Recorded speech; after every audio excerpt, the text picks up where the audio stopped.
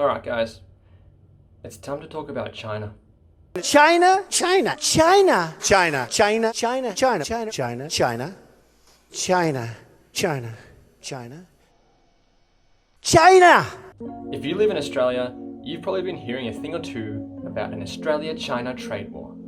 And if you have, you're probably wondering what is going on and what the hell is a goddamn tariff? Well, today you're in luck, my friends, because I'm going to go through those questions. I'm going to tell you what's going on and what a tariff is, and we're going to get to the bottom of what the CCP are up to. So I want you to fasten your anti-CCP helmets, schwink, and let's get into it. In this video, I'm going to cover what's happened on a factual basis, just go over what's actually transpired in terms of the trade sanctions. The next video, I'm going to get into the can of worms a bit, get down there and get those worms out, and cover the political side to it and the reasonings and all that jazz, which is admittedly probably a bit juicier, but a bigger topic, and I just can't do it all in one episode because that's taxing and tedious. I'm sorry. Forgive me. But either way, I'm going to get into what's happened so far in this episode. So, since May, the CCP has been increasing trade sanctions on Australian exports through varied methods and reasonings. Now, these have ranged from tariffs to just flat out telling their importers to stop buying our produce. Sick. So far, the CCP has placed sanctions on beef, barley, cotton, and coal.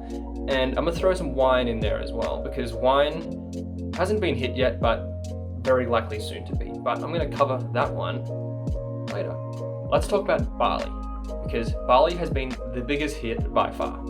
Now, in May, China imposed a tariff on barley of a whopping 80.5%. So what is a tariff? Well, a tariff is when a country will tax its importers when they buy foreign produce. In this example, we have China, and they've told their importers, they said, if you go and buy Australian barley, well, we're going to charge you an extra 80.5%. Effectively meaning that those Chinese importers here aren't going to buy barley from Australia anymore. They're going to buy from elsewhere, America, Botswana, wherever they so please.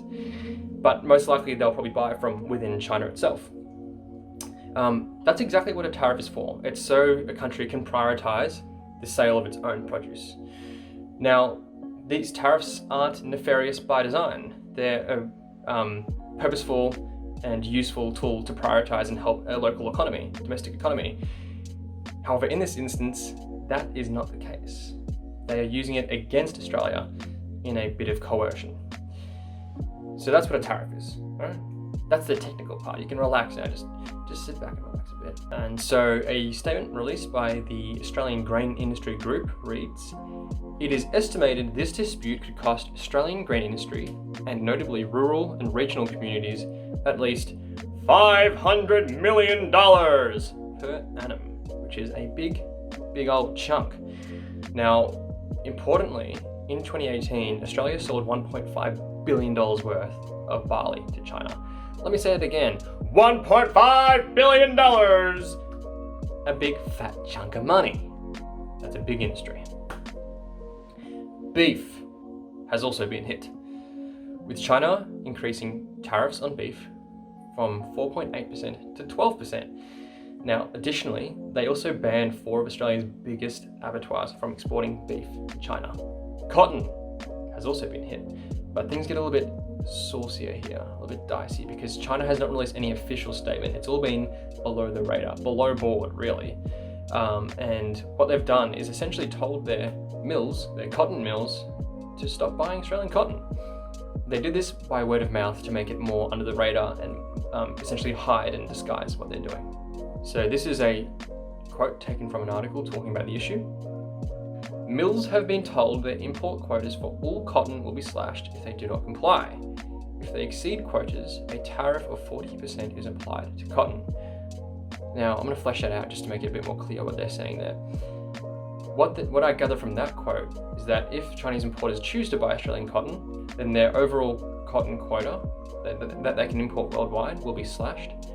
And if they go on to then exceed that quota, then a tariff of 40% will be applied to any cotton they go on to purchase after that. Now, what does that translate into? It means if you buy Australian cotton, we're gonna fuck you. And that sucks for Australia because it means our cotton won't be purchased from China. And it sucks even more when 63% of Australia's cotton export goes to China. And this accounts for about $800 million in annual sales.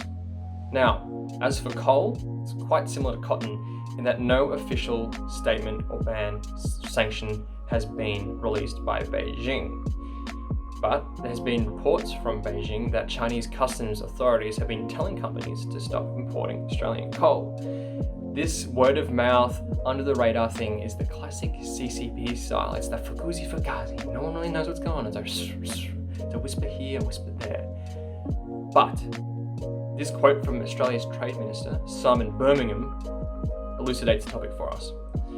We don't have proof that this is occurring, but as I said, we are taking the accusations at a value where we are at least engaging with the Chinese system. Now, what I gather from that is that from the evidence and the suspicions that they have, the Australian government, that they've concluded that there is some fugazi going on here, that coal imports are being tampered with by the Chinese authorities. Now, I want to talk about wine here as well.